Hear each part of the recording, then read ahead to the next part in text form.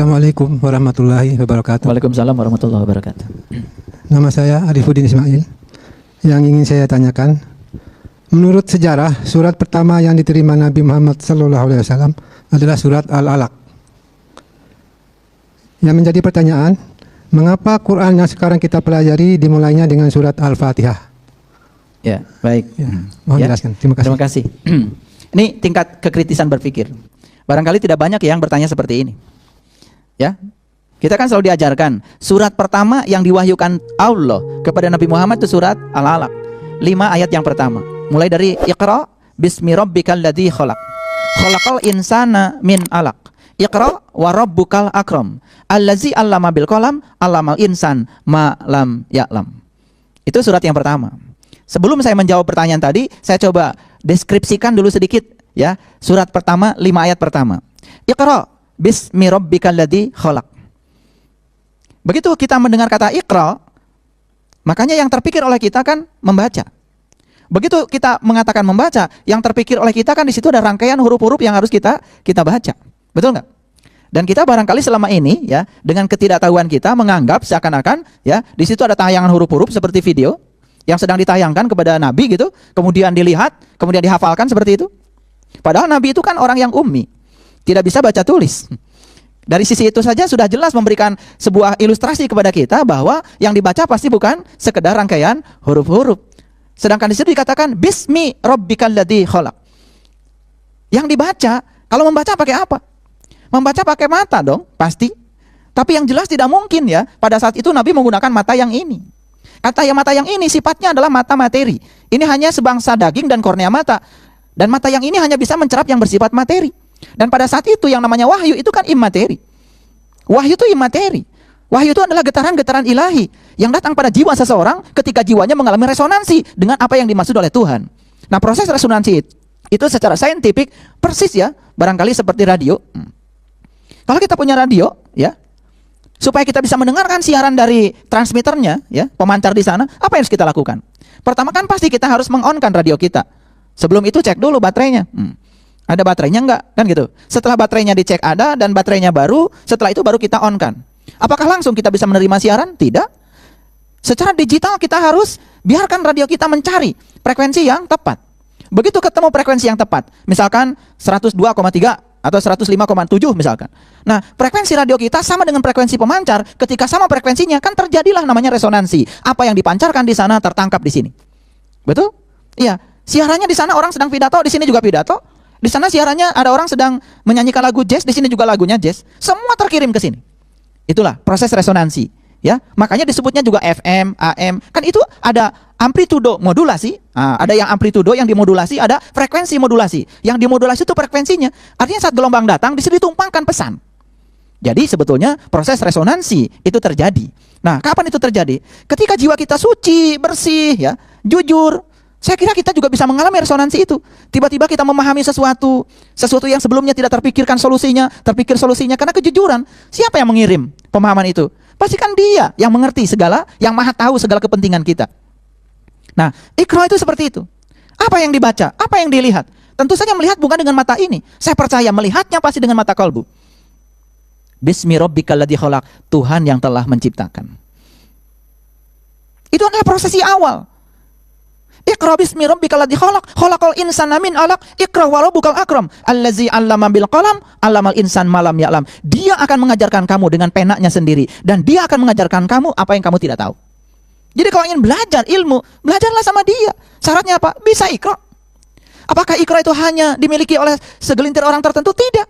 Setiap kita diberi kesempatan yang sama untuk Iqra. Bahkan saat kita mengikra ciptaan Allah saja, kita bisa melihat kecerdasan Allah di mana-mana. Melihat daun yang jatuh saja dengan ikra kepada itu, subhanallah, kita bisa mengurai betapa dalam daun itu ada rahasia yang tersimpan. Kecerdasan Tuhan semesta tanpa batas bisa kita lihat di situ. Ya.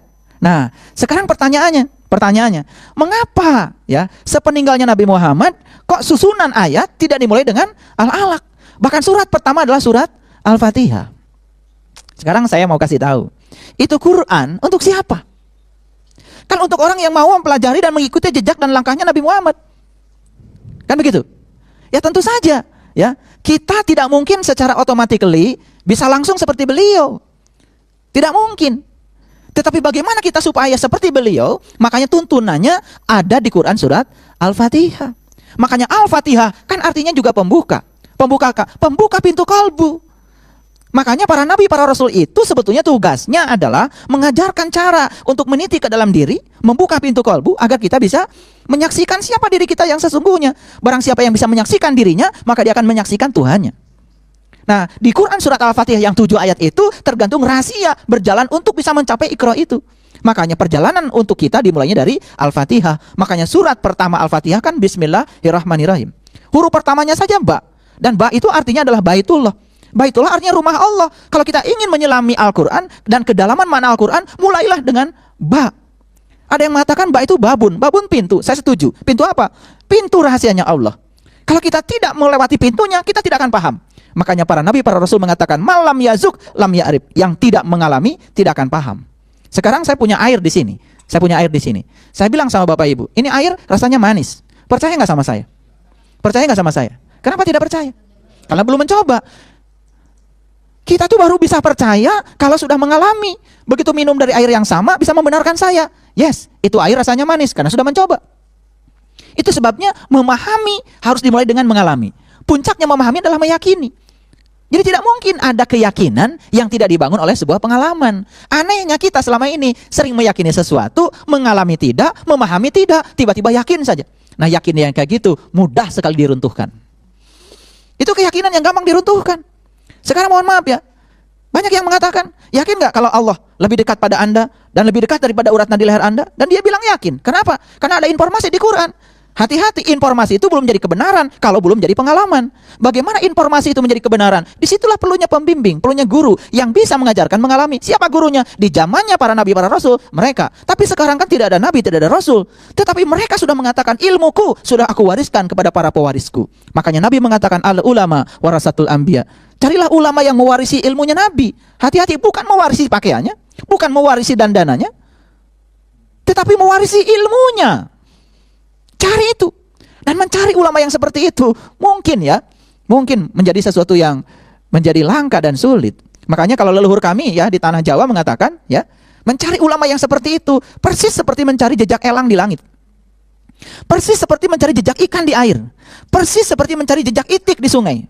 Persis seperti mencari jejak semut hitam yang berjalan di malam kelam di atas batu hitam. Seperti itu sulitnya. Makanya di dalam Quran Allah berjanji, "Mayahdillahu fahuwal muhtadi wa mayudlil falan tajidalahu waliya mursidan." Barang siapa yang dikehendaki Allah dapat petunjuk, pasti akan mendapatkan seorang penunjuk jalan. Tapi barang siapa yang tidak dikehendaki Allah dapat petunjuk, sampai mati juga tidak akan bertemu dengan waliyan mursidan. Dia yang mewarisi ilmunya para nabi, para rasul. Jadi kembali lagi ke pertanyaan tadi. Ya, pertanyaan awal, mengapa yang diturunkan surat Al-Alaq tetapi susunan Quran surat Al-Fatihah? Memang kalau kita ingin mengalami pengalaman seperti beliau, kita harus memulailah dari Al-Fatihah. Mulailah dari Al-Fatihah. Makanya huruf pertama Al-Fatihah adalah ba. Coba perhatikan Al-Fatihah, huruf terakhirnya juga nun. Luar biasa. Ba dengan nun bedanya sedikit. Kalau batu titiknya di luar, kalau nun titiknya di dalam. Harusnya kalau kita membaca Al-Fatihah secara benar, masuk ke dalam. Harusnya kita bisa pindah dari luar ke dalam. Dari kulit ke isi. Harusnya begitu. Titiknya udah pindah. Coba, huruf pertamanya ba, huruf terakhirnya nun. Makanya ahli-ahli tafsir yang sudah mencapai tingkat kebijaksanaan, ba itu adalah Baitullah, rumahnya Tuhan. Di mana rumah Tuhan yang sesungguhnya? Allah yang mengatakan, langit dan bumi tidak akan cukup menampung zatku, tapi kolbunya orang yang beriman, itulah sebenar-benarnya rumahku. Jadi rumahnya Allah yang sebenarnya adalah kolbunya orang yang beriman. Itu yang sebenarnya. Nah, yang simbolik, yang syariat juga adanya di Mekah sana. Tapi kalau kita pergi ke sana kan, ya kita baru lihat rumahnya. Padahal di Quran dikatakan, "Falyabudu rabb hadzal bait." Sembah yang punya rumah, jangan rumahnya. Sembah yang punya rumah, jangan rumahnya. Itu perintah kok di Quran, "Falyabudu rabb hadzal bait." Tapi kita tidak kritis menanggapi itu, tidak sadar. Nah, kalau kita perhatikan huruf pertamanya ba, huruf terakhirnya nun. Makanya kalau kita belajar ilmu tajwid, kita akan bertemu dengan hukum yang namanya iqlab. Iqlab itu qalbu. Apa itu iqlab? Nun mati ketemu dengan ba, dibacanya mim. Nun itu adalah nurullah, ba itu baitullah. Mim itu adalah ma'rifatullah. Siapa yang sudah menemukan nurullah dalam baitullah, maka dialah ahli ma'rifatullah. Itu yang disebut dengan ahlul bait. Makanya dekat dengan pencerahan. Kalau sudah dalam dimensi itu, masuk dalam dimensi rasa. Begitu sholat, Allahu Akbar, bukan kulitnya saja, bukan raganya saja. Sholat dengan dirinya sendiri, dengan jiwanya. Makanya sholat adalah pelekatan kepada Tuhan. Makanya sebelum sholat kita wudu. Wudu artinya perpisahan. Mudah kita melekat dengan Tuhan kalau kita sudah bisa berpisah dengan selain Tuhan. Kapan itu terjadi? Kalau kita sudah tahu dan kenal pada Tuhan. Kalau kita tidak tahu dan kenal kepada Tuhan, sulit untuk berpisah dengan selain Tuhan. Karena kita juga tidak bisa membedakan mana Tuhan, mana yang bukan Tuhan. Betul nggak? Terkadang kita tidak sadar ketika tanya siapa Tuhan Anda? Allah. Tapi tempat bergantung Anda bukan Allah. Bisa jadi yang menyebabkan Anda takut, khawatir dan cemas bukan Tuhan, tetapi yang lain-lain. Mohon maaf ya, mungkin uang, mungkin pasangan kita, mungkin rumah kita. Betul nggak? Iya, kehilangan itu kan luar biasa. Tapi banyak orang kehilangan Allah biasa-biasa saja. Kan itu, ketidaksadaran ya. Ya, ketidaksadaran. Jadi itu jawabannya. Ya, mengapa surat Al-Fatihah menjadi surat pembuka? Nah, makanya saya ingin mengatakan, mulailah dari Al-Fatihah. Insya Allah kita akan mengalami apa yang dialami oleh para nabi dan para rasul. Di bawah bimbingan seorang guru, pasti kita akan sampai. Makanya Al-Fatihah artinya adalah pembuka. Pembuka apa? Pembuka pintu kolbu. Nah, setiap rumah pasti ada pintunya, setiap pintu ada kuncinya. Makanya surat Al-Fatihah sering disebut dengan kunci pembuka mata kolbu. Kunci itu remeh biasanya, tapi kalau hilang nggak bisa masuk rumah kita. Betul nggak? Iya, rumahmu tidak akan bisa dimasuki kalau kuncinya tidak ada. Ada juga yang punya kunci, ya kayak kalian punya kunci, udah karatan, tapi kuncinya nggak pernah dipakai, rumahnya nggak kebuka. Kalau rumah nggak pernah dibuka kuncinya, tidak dibuka jendelanya, apa yang terjadi? Debu, apalagi? Tikus, apalagi? Kecoa, apalagi? Pengap, apalagi? Bau apak, apalagi? Banyak hantu, apalagi? Jangan-jangan rumah kita ini karena nggak pernah dibuka, dalamnya sudah apek, banyak hantu, banyak tikus, banyak kecoa, betul? Iya, nanti coba kaget. Kalau saya ajarkan masuk ke dalam, begitu masuk ke dalam kaget. Ternyata rumahku berantakan amat ya. Isinya bau. Ya, karena apa? Tikus kencing di situ, berak di situ. Betul nggak? Itu karena nggak pernah dibuka. Sinar matahari nggak pernah masuk, makanya kan nggak sehat. Nah, itulah yang disebut dengan jiwa-jiwa yang menderita. Nah, jiwa yang menderita itu karena tinggal di rumah yang kotor. Itu nggak pernah dibersihkan rumahnya. Makanya di dalam Quran ada kata-kata la yamassuhu illal mutahharun. Tidak ada yang bisa menyentuhku kecuali mereka yang suci, mereka yang bersih. Jadi tidak mungkin orang yang kotor tiba-tiba bisa menyentuh Dia yang Maha Suci. Tidak mungkin orang yang pikirannya kotor, kata-katanya kotor, perbuatannya kotor, menebarkan kebencian, tiba-tiba bisa bertemu dengan Dia yang Maha Suci. Nonsen itu. Ya, itu tidak mungkin. Itu bullshit, itu bohong, ya. Karena tidak mungkin. Resonansi terjadi kalau paling tidak frekuensinya tidak terlalu jauh deh. Ya toh? Kalau jauh banget tidak mungkin terjadi resonansi dalam bahasa sains. Itu yang bisa saya jelaskan. Agak panjang ya penjelasannya supaya tambah pusing. Ya, supaya tambah pusing. Biasanya kalau dijelaskan terlalu jelas malah ujung-ujungnya jadi tidak jelas ya. Ya nggak apa-apalah. Kadang-kadang seperti itu ya. Ya, saya selalu ingin memberikan pelayanan yang terbaik. Semoga penjelasan ini yang membuat Bapak Ibu semakin giat untuk mencari. Tidak usah selesai sampai di sini. Karena yang saya sampaikan ini baru sebatas konfirmasi pengetahuan, belum menjadi pengalaman. Ini ada baru learning to know ini. Ada tahap berikutnya, harus learning to do. Jangan puas di sini. Jangan dicatat semua omongan saya kemudian dihafalkan, besok disampaikan lagi. Itu wartawan itu. Ya, wartawan tidak punya kewajiban untuk mengalami. Ya cukup melaporkan, memang profesinya begitu. Kita kan dalam beragama harus menjadi pelaku. Wartawan meliput kejadian di Aceh, terjadi tsunami. Kan wartawan tidak mesti dari Aceh. Cukup melaporkan saja. Kan gitu. Cuman dia juga punya etika, harus melihat apakah ini benar atau tidak, maka ada konfirmasi. Tapi walaupun tidak mengalami, cukup menyampaikan saja. Itu tugasnya, memang peran beliau adalah wartawan. Dan kita ini tidak disuruh untuk menyampaikan pesan-pesan. Baru baca satu ayat besok udah ceramah. Padahal ayat itu belum terjadi pada diri kita sendiri. Kan kita sedang membohongi diri kita sendiri. Makanya hati-hati, tidak mungkin kita bisa memahami tanpa kita mengalami. Bisa dipahami? Oke, silakan pertanyaan yang berikutnya. Ya. Yang susah-susah nanyanya.